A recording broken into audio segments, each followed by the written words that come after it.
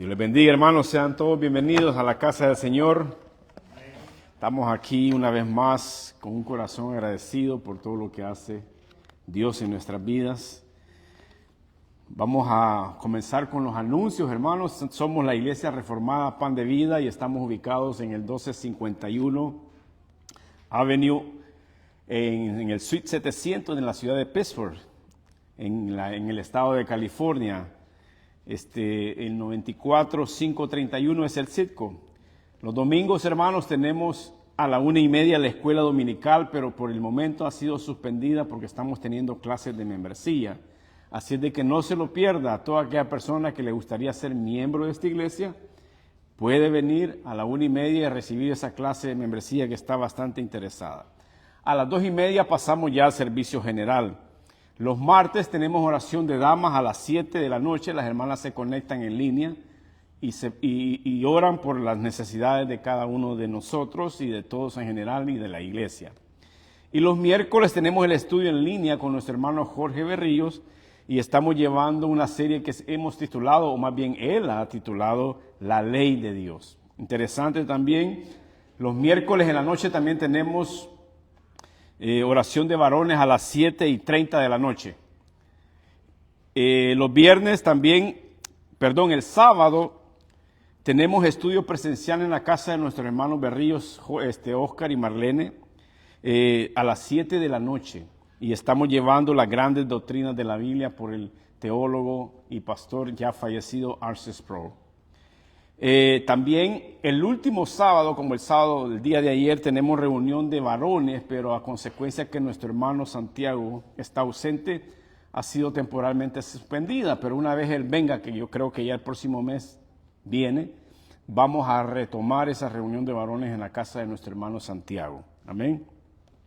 Y también, como el día de hoy es el último domingo del mes, estamos reunidos como iglesia, como hermanos, a celebrar el cumpleaños de los hermanos del mes de enero y tenemos una coinonía, una comunión entre hermanos, donde todos traemos un plato de comida para compartir y pasarla bien, celebrar a lo grande con los hermanos. Amén. Entonces eso es lo que tenía como anuncios. Ahora el hermano Jorge está pasando a recoger las ofrendas y vamos a orar por las ofrendas, pero vamos a traer una reflexión primeramente acerca de las ofrendas. Y tenemos como versículo en Mateo 22:21, donde dice, dad a César lo que es del César y a Dios lo que es de Dios. Aquí, cuando Jesús pronunció estas palabras, lo hizo con un contexto de tensión y prueba, porque querían atraparlo con una pregunta sobre los impuestos a Jesús. Pero el Señor llevó la conversación más profundo, más allá. No solo habló de dinero, sino que habló de la lealtad y la adoración que eso implica. Jesús reconoció que hay responsabilidades terrenales que tenemos que cumplir. Dar al César lo que es del César implica vivir con integridad, cumplir con nuestras obligaciones. Y esas son nuestras obligaciones civiles y actuar con honestidad en esta tierra, en este mundo, en este momento que estamos viviendo. Pero luego Jesús eleva esa mirada y nos recuerda una verdad que Dios es el único dueño de nuestras vidas y de nuestros recursos. La ofrenda, hermano, no es una obligación impuesta, sino un acto de adoración. Es una manera práctica de decir, Señor, tú reinas sobre mi corazón, sobre mi trabajo, sobre mi salud, sobre mis bienes, sobre mi familia. O sea que al ofrendar afirmamos que mostramos confianza, nuestra confianza en Dios, no en nuestro dinero. ¿Por qué? Porque Dios es el que nos provee todo, Él es el que nos da todo. Así que como damos con responsabilidad en lo terrenal, hoy damos con gozo en lo espiritual, sabiendo que lo que entregamos a Dios es usado para la extensión de su reino, de su ministerio, el cuidado de su iglesia y la bendición de muchos aquellos que necesitan. Hermanos, cuando ofrendamos, hagámoslo con un corazón agradecido por lo que Dios hace en nuestras vidas, con un corazón reverente y obediente, recordando que todo lo que damos, primero lo hemos recibido de la mano de Dios. Amén. Como dice claramente en el 1 Corintios capítulo 29, verso 14, porque ¿quién soy yo y quién es mi pueblo para que pudiésemos ofrecer voluntariamente cosas semejantes? Pues todo es tuyo y de lo recibido de tu mano te damos. Amén. Vamos a orar. Padre, gracias. Gracias te damos, Señor, en esta hora por esta tu palabra, Señor, que hace referencia, Señor, a la ofrenda. Pedirte que bendigas a mis hermanos que han ofrendado de todo corazón. Bendice, Señor, su salud, su trabajo, su familia, Señor, sus finanzas. Bendice su vida, Señor. Gracias te damos, Señor, por ese corazón alegre en el cual ellos han ofrendado el día de hoy. Gracias, Padre. Bendice pues este momento, bendice las ofrendas, Señor, en el nombre de Jesús. Amén. Amén, amén. Amén. El día de hoy vamos a ver un título o una palabra que antes de yo meditar en esta palabra, me tocó profundamente porque, hermano, he estado atravesando tribulaciones, momentos duros en mi trabajo. Y me dije yo, bueno, está interesante esta palabra, me empecé a leer para poderla elaborar. Se llama, y la hemos titulado, La fe que madura en medio de la prueba. Y está en Santiago 1, del 1 al 4. Interesante. Vamos a dar lectura, hermanos. Si le gustaría estar de pie y si no puede quedarse sentado, lo puede hacer. No hay ningún problema, hermanos. Si le gustaría ponerse de pie, hágalo. Todo aquel que tiene un impedimento no se puede poner de pie. Entendemos que no lo puede hacer, no lo haga. Amén. Dice Santiago 1:1. Santiago, siervo de Dios y del Señor Jesucristo, a las 12 tribus que están en la dispensión de salud, en la dispensión salud.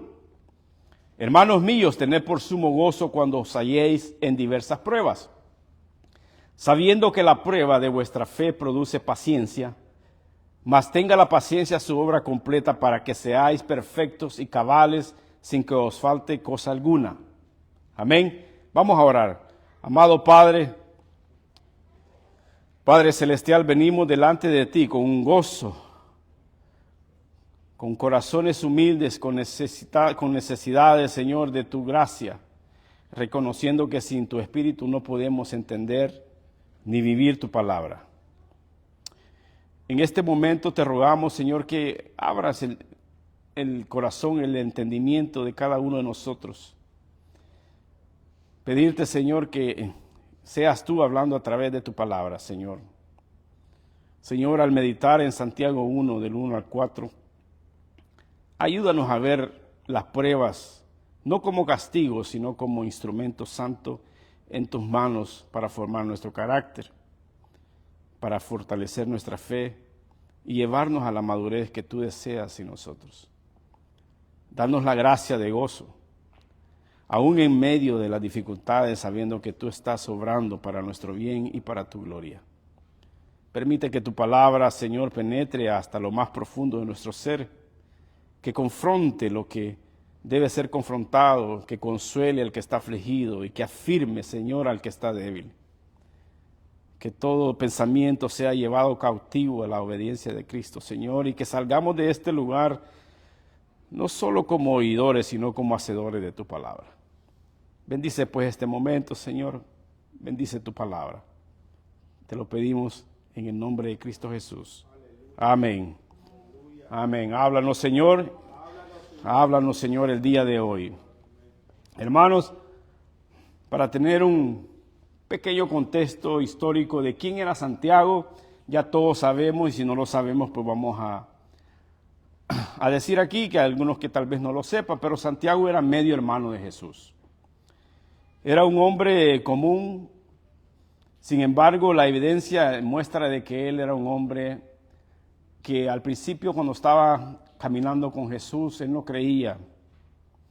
Santiago, claramente podemos ver de qué manera lo identificaron y se dieron cuenta que era hermano, donde le dicen, no se llama, cuando se referían a Jesús le decían, ¿no se llama su madre María y sus hermanos Jacobo?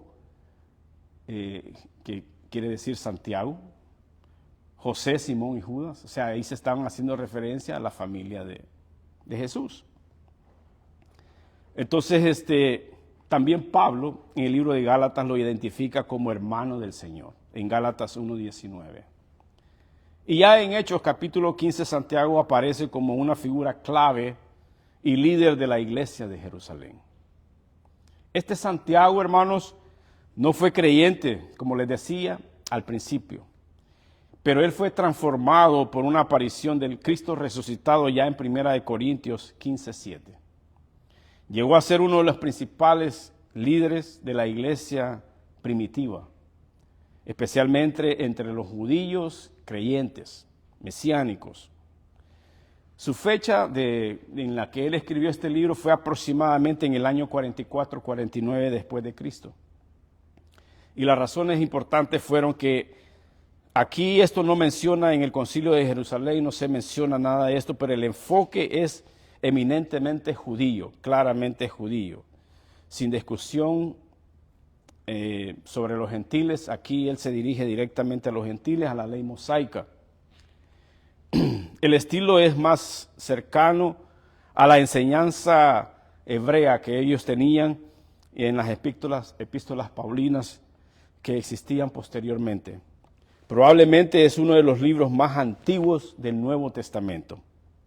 Aquí su audiencia claramente lo vamos a ver, como ya lo leímos, en el versículo 1:1, donde dice Santiago, siervo de Dios y del Señor Jesucristo, a las 12 tribus que están en la dispersación. Claramente podemos ver que era dirigido, judíos, 12 tribus, ya sabemos quiénes son. Amén. Así es de que estas 12 tribus, hermanos, salieron dispersas, que es mejor conocida como la palabra diáspora, que hoy conocemos. Era la diáspora. Judíos creyentes en Cristo que vivían fuera de Jerusalén, dispersos por el imperio romano. Esta dispersación fue causada por persecución, fue causada por migración, economía, conflictos políticos y religiosos.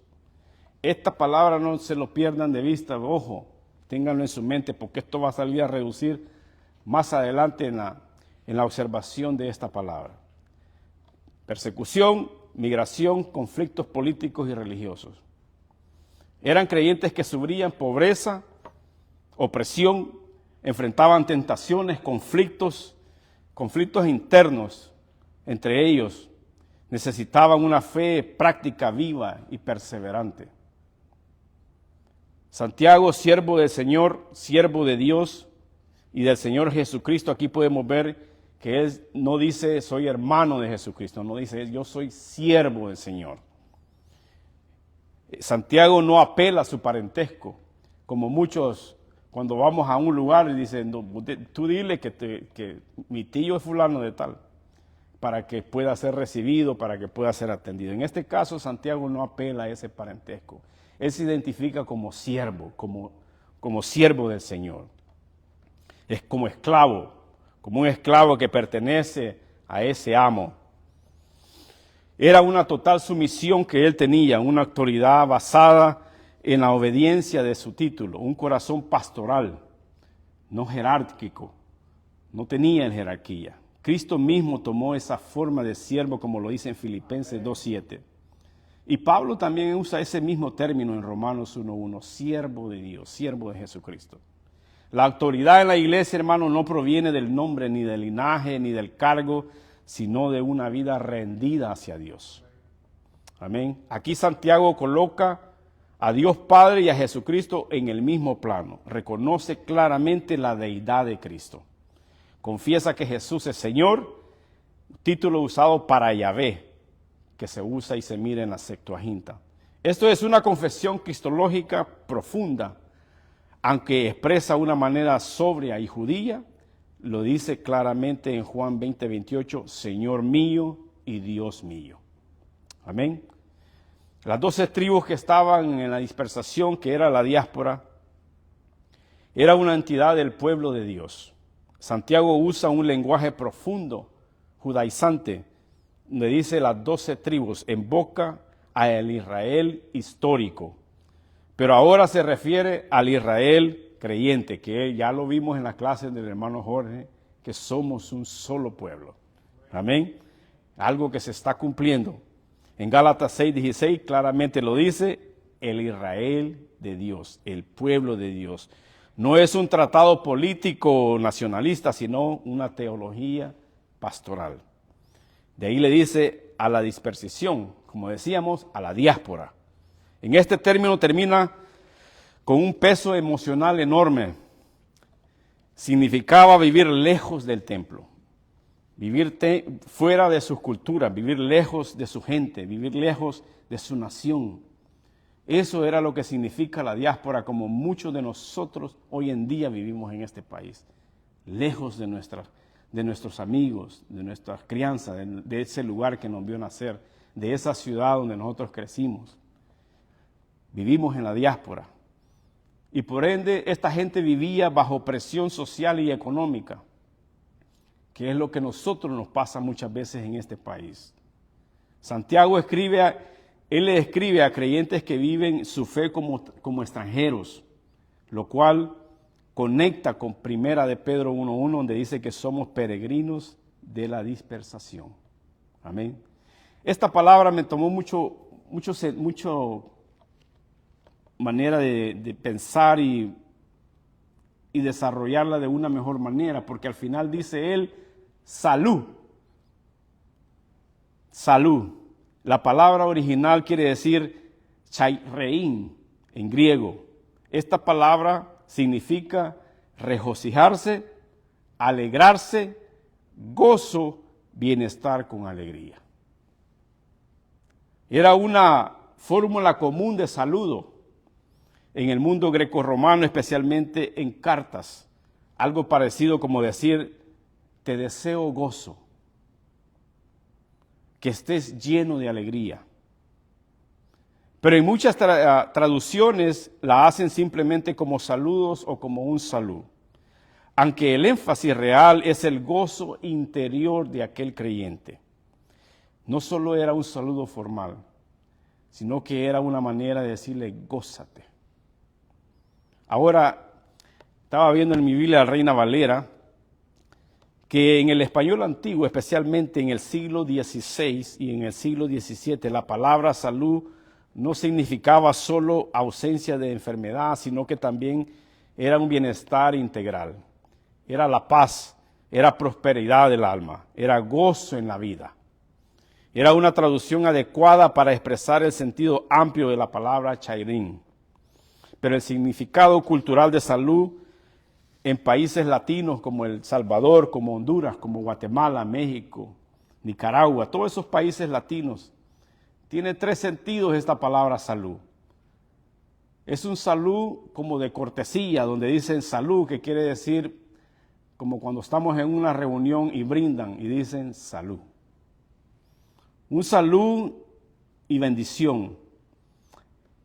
Un salud que es de bienestar físico, que es dar gracias a Dios que tenemos salud. Y otras personas dicen, lo importante es que sea saludable o que tenga salud. O sea que también hay un deseo integral de bienestar. O sea que esta palabra se ha usado de diferentes maneras, que no era solo lo físico, sino que también era paz, estabilidad, vida ordenada, bendición de Dios. En este tercer sentido es donde más se acerca al significado bíblico de la palabra chairín, salud. El uso popular latino podemos verlo como bienestar físico, en el uso popular bíblico podemos verlo como un gozo espiritual.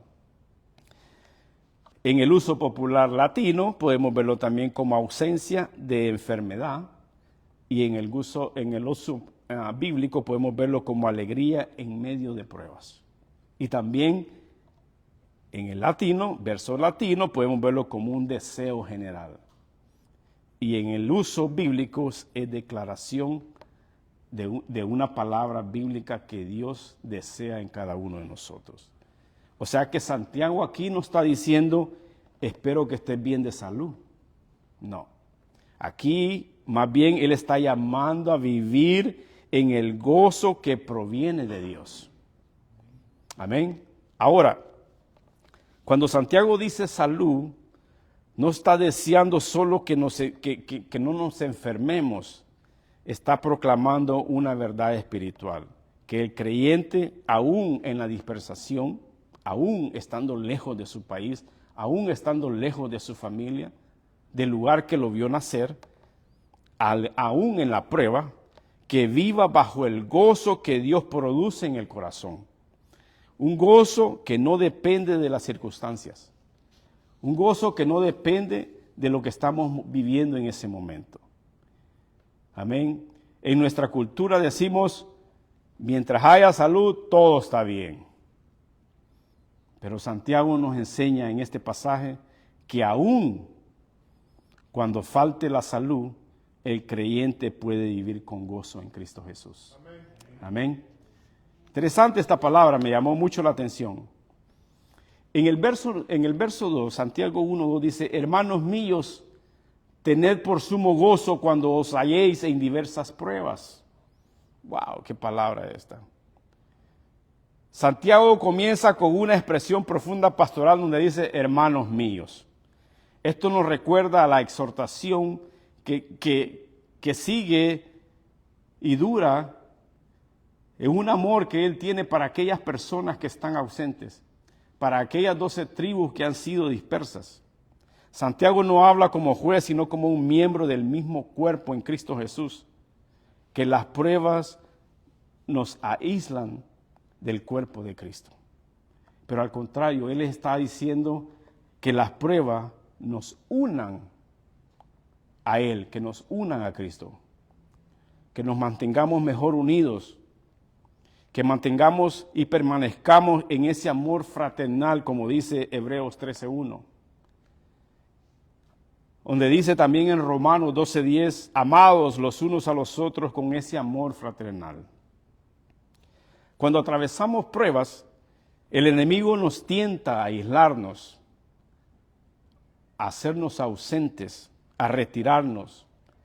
Pero Dios nos llama a vivir las dificultades en comunidad, recordando que no estamos solos, recordando que tenemos un hermano que ora por nosotros, recordando que podemos expresar el dolor que estamos viviendo para que esta persona podamos encontrar una palabra de aliento. Dice, tened por sumo gozo. Este es una actitud muy elocuente, porque dice, donde dice tenerse como gozo, como tener como por sumo gozo, Santiago no está diciendo sentid gozo, sino que está diciendo tened gozo. El verbo indica una decisión consciente, una evaluación espiritual de la realidad de lo que estamos viviendo. El gozo cristiano, hermanos, no niega el dolor. Vamos a sentir dolor. Pero lo interpreta a la luz de la soberanía de Dios. No es un gozo por la prueba, sino gozo en medio de la prueba. En Juan 16:33 nos dice claramente que en el mundo tendréis aflicción, pero confiad que yo he vencido al mundo. Gozo en Dios aun cuando todo falta, dice Habacuc capítulo 3, verso 17. En 2 Corintios 6:10, tristes, mas siempre gozosos. Yo sé que es difícil, hermano, porque cuando yo leí esta palabra, ¿cómo una persona puede tener gozo en medio de una tribulación? No hallaba cómo entender esta manera, pero cuando usted se enfoca y mira en realidad todo lo que Dios ha hecho en nuestras vidas, todo lo que Dios ha proveído y a dónde estamos y cómo estamos, esa fe como que engrandece y nos ayuda a seguir perseverando.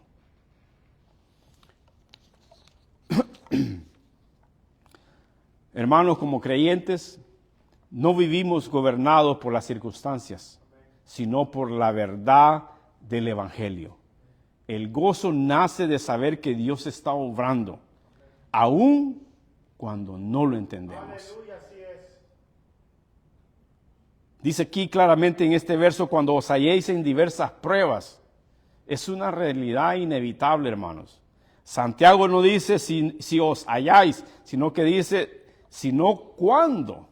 O sea que las pruebas no son una expectación, no son una excepción, no es algo que vamos a poder evitar, sino que son parte normal de la vida cristiana. El camino es angosto, hermanos.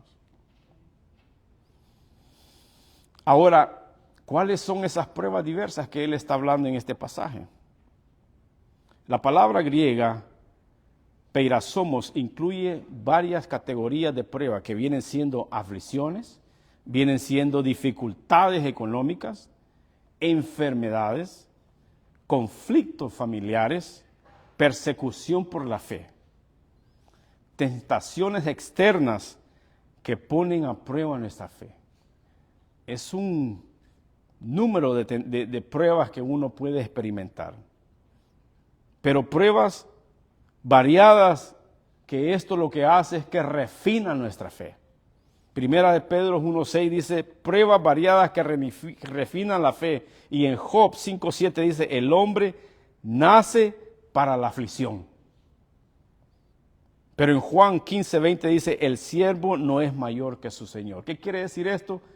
Jesucristo sufrió persecución, fue crucificado, fue tentado. El Hijo de Dios, hermano, y continuamos nosotros. No somos exceptos de eso. O sea que las pruebas no son castigos para el creyente. Romanos 8:1. Son instrumentos de Dios para formarnos a la imagen de Cristo. Eso es lo que es. Santiago asume algo que luego él va a explicar más adelante en el verso 3 y 4. Pero Dios usa las pruebas con un propósito redentor. En Romanos 8:28 dice, Dios obra en todas las cosas para bien. O sea que la disciplina produce fruto apacible de justicia. Hebreos 12:1. En el Salmo 66:10 dice que Dios prueba como se prueba la plata. Y esto también, esta palabra, este salmo, hermanos, para muchos que no saben, cuando yo estaba en El Salvador, yo aprendí platería, aquí le dicen joyería, y yo fundía la plata, hermano. Yo hacía prendas de plata, así fue como me enseñaron para después pasar a fundir oro. Pero la plata la probábamos, y cuando la fundíamos salía una escarcha negra, que era como se purificaba. Eso era lo que hacíamos, y eso me recordó claramente. Pero el creyente puede tener gozo porque Dios es soberano, porque nada es al azar. Las pruebas están bajo su control. El resultado final es nuestra madurez espiritual. ¿Qué podemos aprender de este pasaje?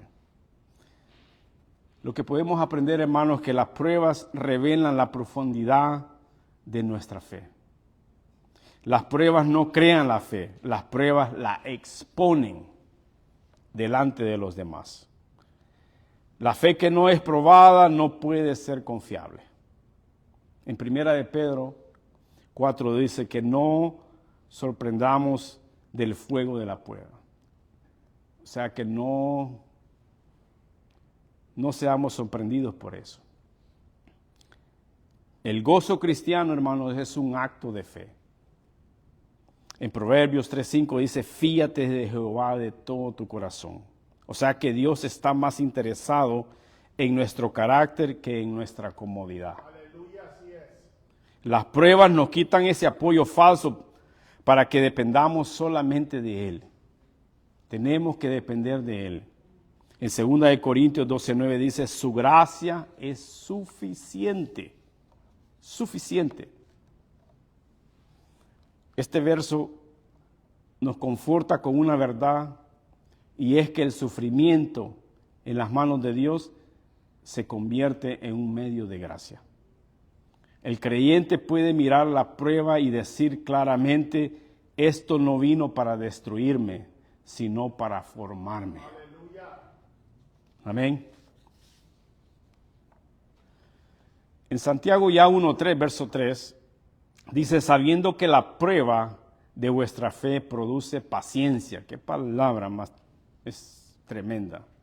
Este versículo, hermano, explica por qué el creyente puede tener gozo en medio de las pruebas. Santiago ahora nos da la razón teológica detrás de este mandato. Dice sabiendo, o sea que sabiendo es un conocimiento que transforma a la manera de vivir, cómo debemos de vivir. Y es así como él comienza con esta palabra, sabiendo. O sea que no se trata de ignorar el sufrimiento, sino de entender lo que Dios está haciendo en nuestras vidas. El gozo cristiano está profundamente en esa doctrina, no en un sentimiento, sino que la fe bíblica piensa antes de reaccionar. En Oseas claramente dice de que mi pueblo se pierde por falta de conocimiento. O sea que la mente renovada transforma la vida, Romanos 12:2. El conocimiento que produce una vida digna del Señor, Colosenses 1:9. Muchas veces, hermanos, reaccionamos mal a las pruebas porque no entendemos su propósito, no sabemos por qué está pasando lo que estamos viviendo. Cuando conocemos la verdad bíblica, nuestra reacción cambia totalmente.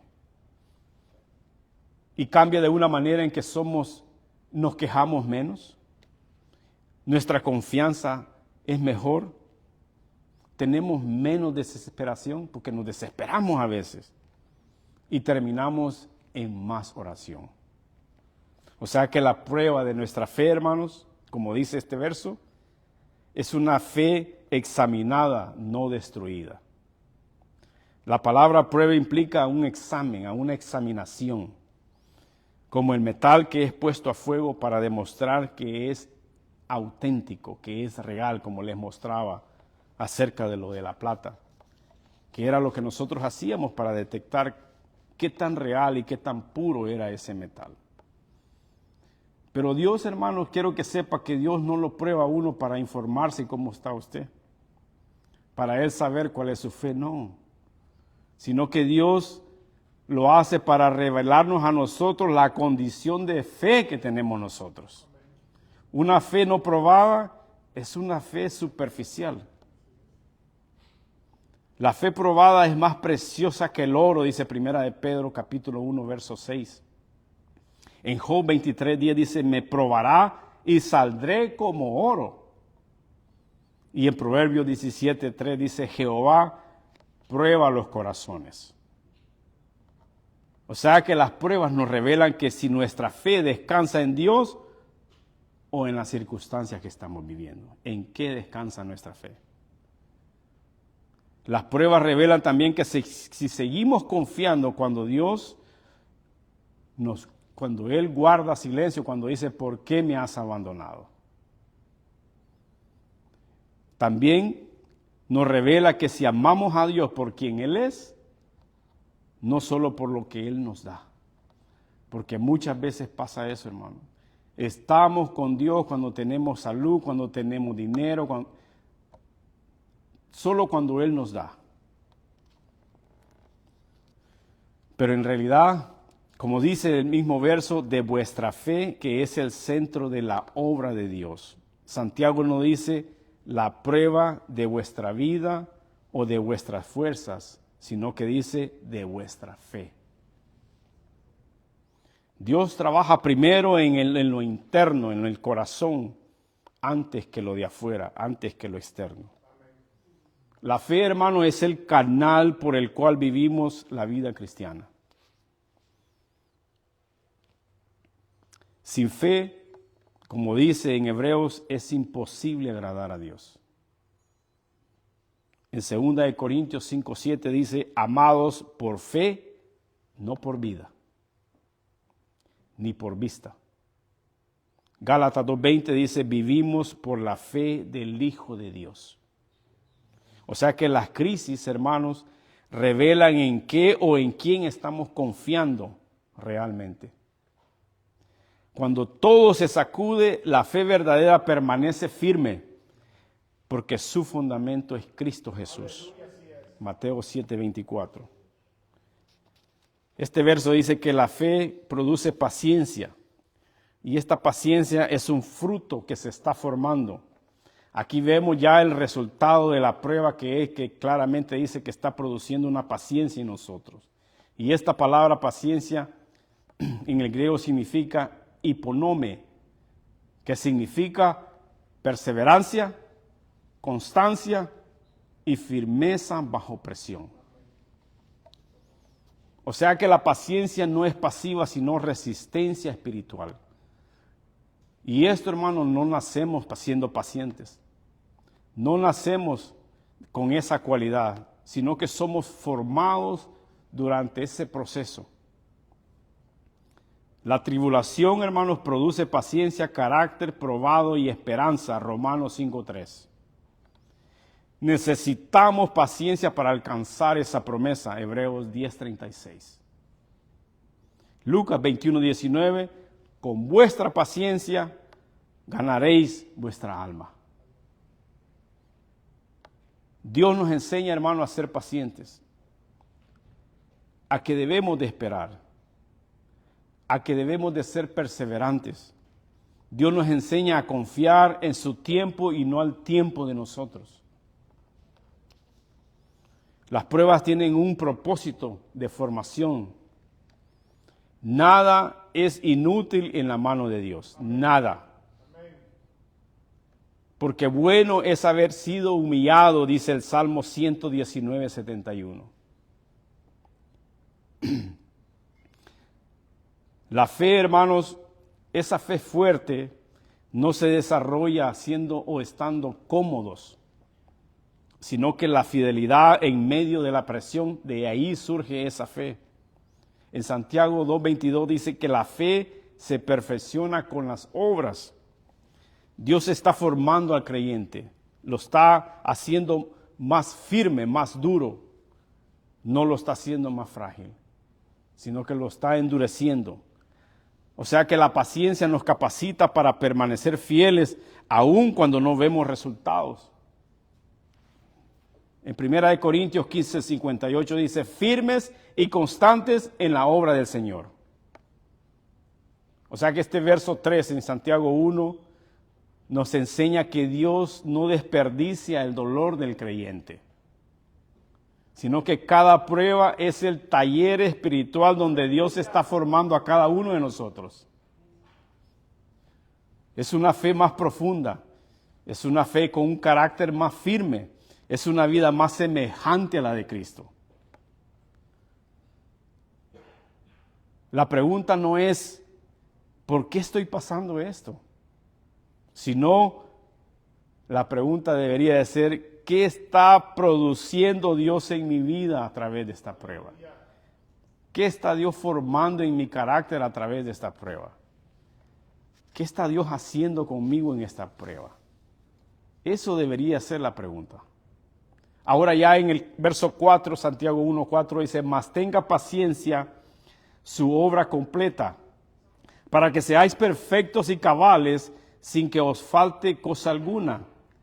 Este versículo responde a la pregunta central, ¿qué está formando Dios en nosotros a través de las pruebas? Porque claramente aquí dice, mantenga la paciencia su obra completa. O sea que más, la palabra más, conecta directamente con el versículo 3 que acabamos de leer. La paciencia que nace de la fe probada debe completar ese proceso que llevamos. En Filipenses 1:6 dice que el que comenzó la buena obra la perfeccionará. Necesitamos paciencia para alcanzar esa promesa. Hebreos 10:36. En el Salmo 138:8 dice, Jehová cumplirá su propósito en mí y en usted. Muchas veces, hermanos, queremos que Dios quite la prueba antes de que termine su obra. Nos queremos adelantar. Pero Santiago nos exhorta a permanecer en la prueba, a no huir, a no endurecer nuestros corazones, sino a permitir que Dios complete eso que está formando en nosotros.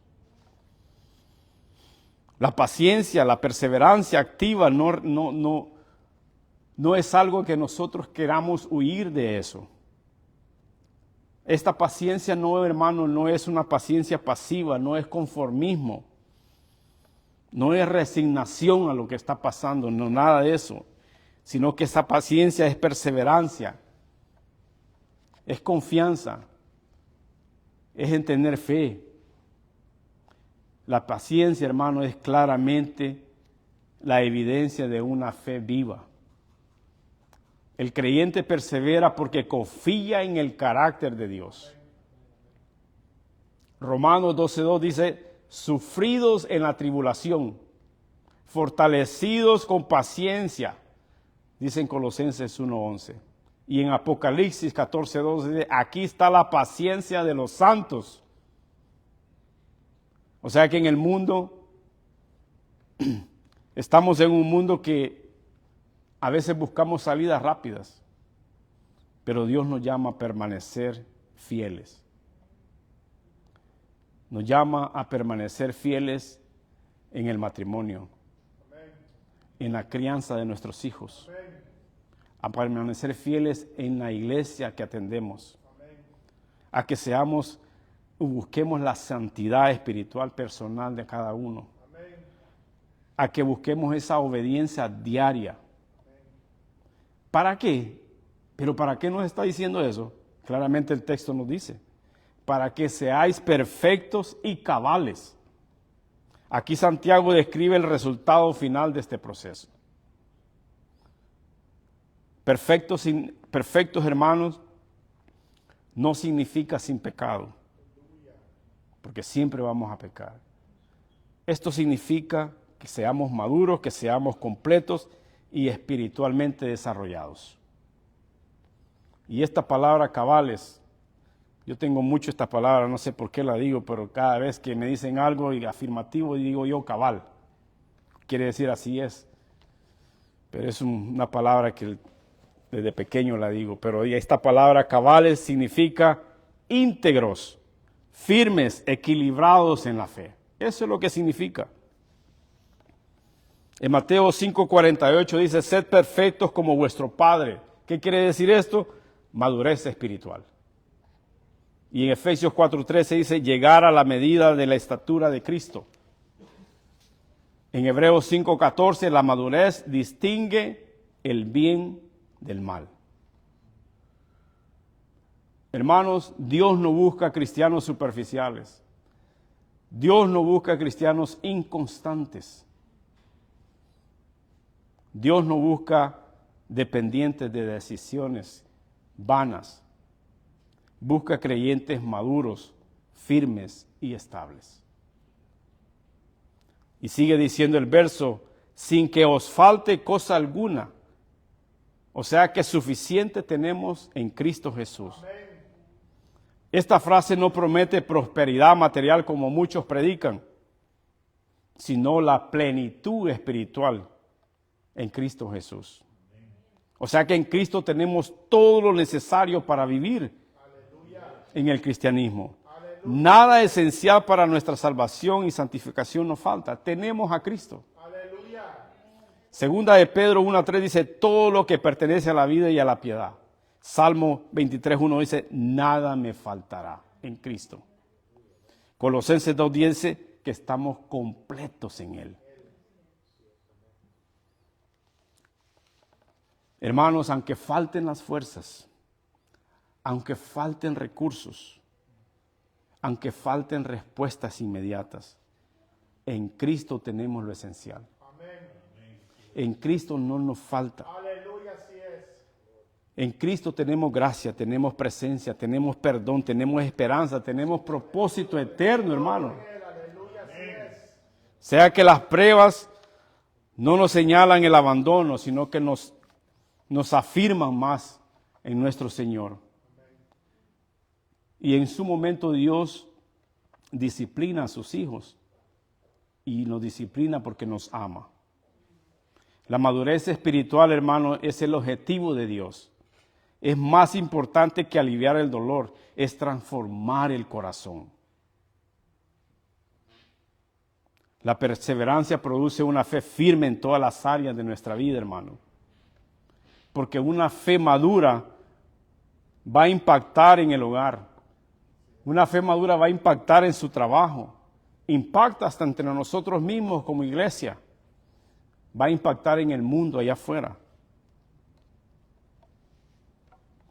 Hermanos, Santiago nos enseña que la prueba, en el verso 2, no son motivos de derrota, sino de gozo espiritual.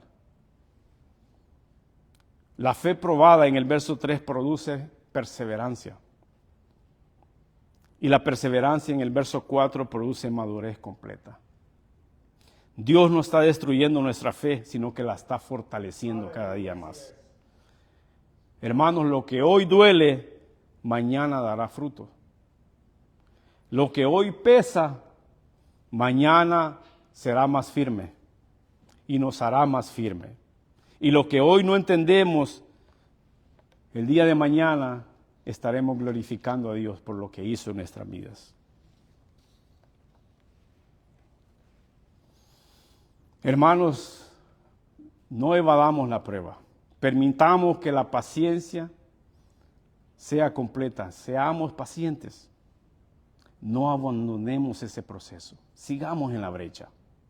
No suelten esa fe. Agárrense de la mano de Dios. Dios está formando en ustedes y en mí una fuerte, estable y madura para que en todas las áreas de la vida glorifiquemos el nombre de Cristo, hermanos. No nos demos por vencidos. Para terminar, hermanos, para poder apoyar la palabra, me puse a buscar en las noticias, hermanos, una noticia interesante, breve, pero me cautivó porque vi varias noticias, quizá anduve buscando en las redes sociales una noticia para poder acompañar la palabra. Y encontré varias, pero más de alguna me llamó más la atención, porque va de la mano con su palabra. Una noticia que se convirtió en testimonio, hermano.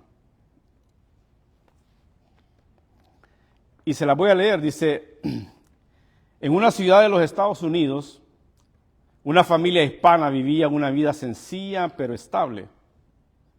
El padre era Faustino Macedo, un padre de familia de 41 años. Él sostenía principalmente el hogar, trabajaba largas horas, proveía para su esposa y sus hijos, y cada domingo asistían juntos a la iglesia, como nosotros. No eran una familia rica, pero vivían con dignidad, fe y gratitud a Dios. Un día, sin previo aviso, durante una rutina normal de trabajo, el padre fue detenido por agentes de inmigración ICE. En cuestión de horas, el padre fue trasladado a un centro de detención. La familia quedó sin ingresos. El hogar quedó lleno de miedo, incertidumbre y dolor. La noticia fue devastadora. La madre se preguntaba, bueno, ¿y ahora cómo voy a hacer yo con mis hijos? Los niños preguntaban, ¿cuándo vuelve papá?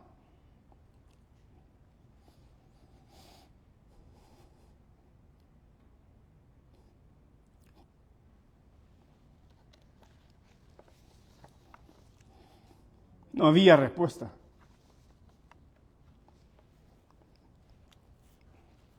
No había respuesta.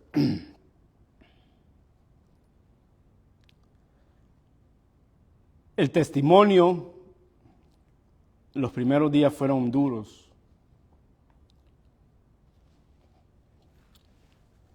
Hubo lágrimas.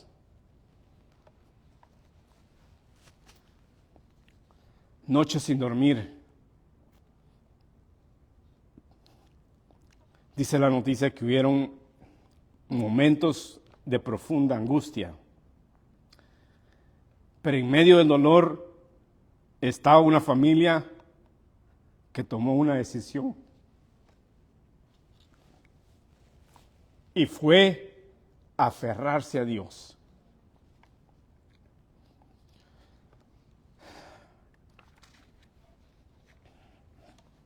Cada noche,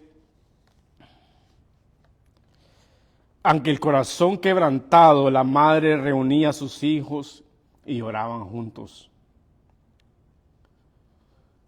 No oraban con palabras elocuentes, sino con súplicas sinceras que decían: Señor, no entendemos lo que está pasando, pero confiamos en ti. La iglesia local se enteró de la situación y hermanos comenzaron a orar por la familia, a llevar alimento.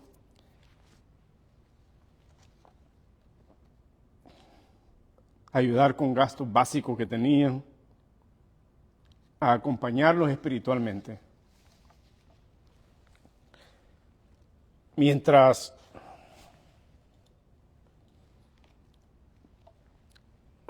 el padre permanecía detenido, él también daba testimonio en el lugar donde él se encontraba, que era la prisión. En medio de su propia prueba, él oraba, él leía la Biblia y él animaba a otros reos que confiaran en Dios.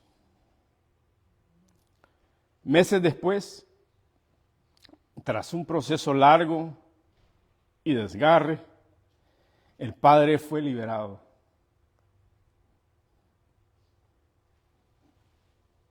El reencuentro fue lleno de lágrimas, abrazos y gratitud. La familia no regresó a la vida normal como antes, sino que regresó más fuerte en la fe.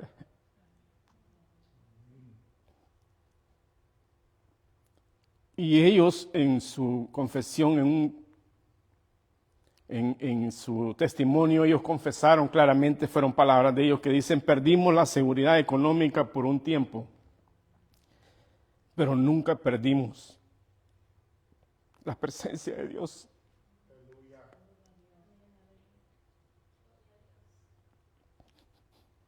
Dice: fuimos probados, pero no fuimos abandonados.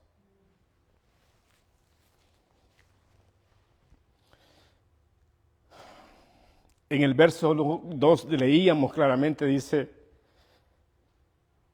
tened por sumo gozo cuando halléis en diversas pruebas. Esta familia, hermanos, nunca dijo que la prueba fue fácil, pero aprendieron que Dios estaba presente incluso en el dolor. El gozo no vino para las circunstancias, sino para la certeza de que Dios seguía siendo fiel con ellos. La fe verdadera no niega el sufrimiento, hermanos, sino que nos hace confiar más en Dios cuando estamos en medio de la tribulación. En el verso 3 leíamos donde dice que la prueba de vuestra fe produce paciencia. Y es ahí donde vimos que esta familia, la espera fue larga. No hubieron resoluciones rápidas, pero Dios produjo algo más profundo en una respuesta inmediata, que fue la perseverancia. La fe que espera en Dios, hermano, fortalece, no se debilita, se hace más fuerte. En el verso 4 leíamos donde dice que mas tenga la paciencia su obra completa. Si la prueba hubiera terminado antes, tal vez la fe no hubiera crecido en esta familia. Tal vez la iglesia no se hubiera dado ni cuenta, o tal vez no se hubiera unido a ellos. Tal vez el testimonio no habría impactado a otros. Pero Dios permitió el proceso completo para que estas personas fueran formadas como una familia que le pertenecía a Dios.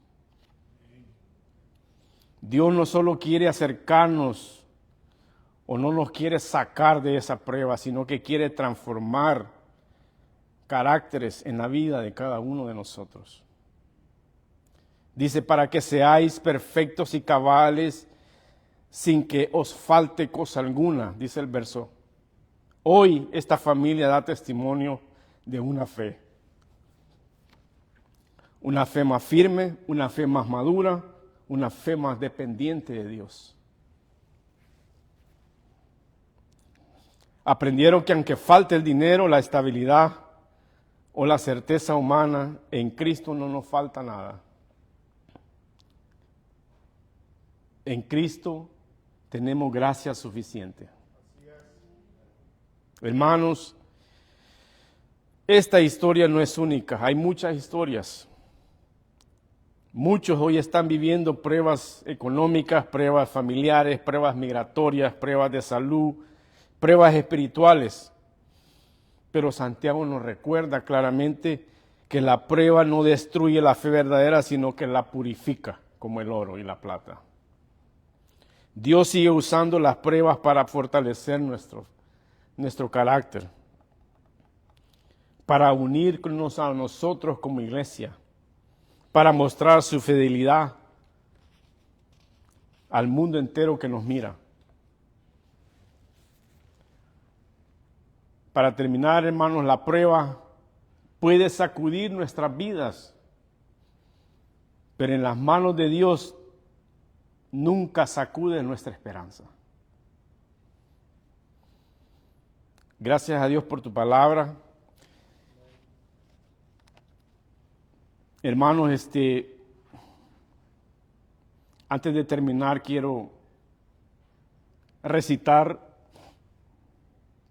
un credo apostólico que me gustaría que todos juntos lo recitamos, que todos juntos lo dirán, que todos juntos lo digamos. Y dice así: creemos en Dios, Padre Todopoderoso, Creador del cielo y la tierra. Creemos en Jesucristo, su único Hijo, Señor nuestro, que fue concebido por obra del Espíritu Santo, nacido de María. Murió, fue sepultado, resucitado al tercer día y ascendió al cielo. Creemos en el Espíritu Santo, la Iglesia Santa, la comunión de los santos y la resurrección de los muertos y la vida eterna. Amén. Vamos a